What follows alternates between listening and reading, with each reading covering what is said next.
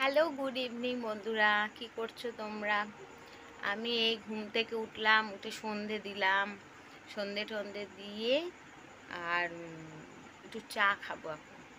আর জানো তো, সকালবেলা একটু কিছু জিনিস নিয়ে এসেছিলাম ছেলেকে স্কুল থেকে নিয়ে এসে। কি কি এনেছি চলো তোমাদের দেখিয়ে দিই। হ্যাঁ, ব্যাক ক্যামেরা করছি। ছেলেকে সকালে স্কুলে দিতে গিয়ে নিয়ে এসেছিলাম ছেলের জন্য কিছু খাবার, কিছু ঘরে খাবার সেরকম ছিল না ওর, ওই জন্য।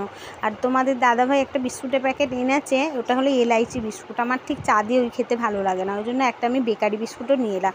আর কিছু অল্প কটা দোকান তুলে নিয়ে এলাম, যেগুলো একদম মানে এসেন্সিয়াল লাগবেই, সেই রকম। একটু শ্যাম্পুর পাতা, একটু কেক। এই কেকটা না খুব ভালো, ঘরে থাকলে একটা খেয়ে জল খেলেও পেট ভরে যায়। তারপর ছেলের টুকিটাকি টিফিন এগুলো নিয়ে এসেছি, কেক, ডোনাট, বিস্কুট, তারপর টপরোম্যান, এই টুকিটাকি।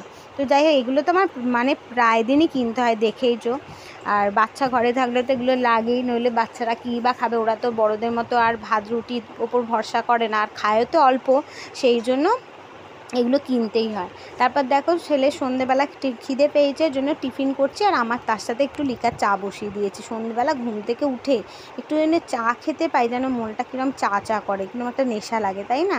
তো চাটা না খুব নেশার জিনিস, আমি খেয়াল করে দেখেছি। যখন খাই কিন্তু খাই, আবার যখন আমি মনে করি বন্ধ করব না, 2 দিন 3 দিন 4 দিন না খেলে আর চা খাবার কোনো ইচ্ছাই করে না, এরকম হয়।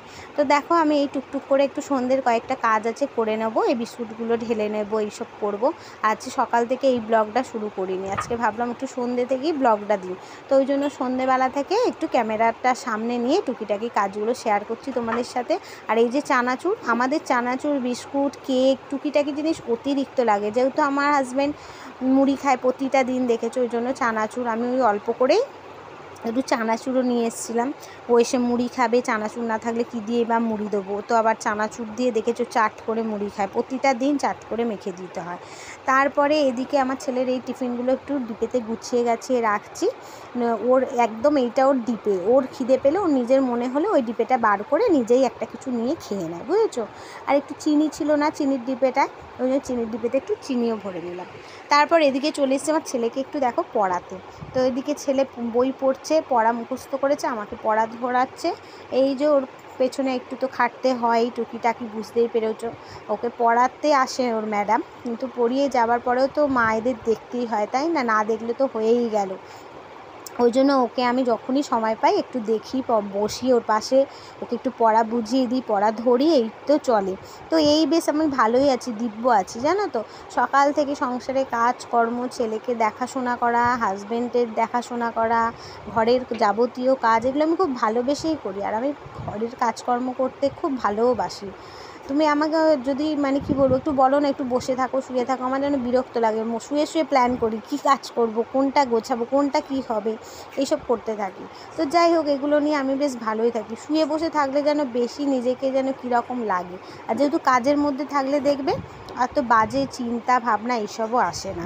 আর ওই কয়েকটা জামা কাপড় ছিল আধ ভেজা, ওই জন্য ওগুলো আবার ঘরেতেই একটা দড়ি টাঙিয়ে মিলে দিলাম।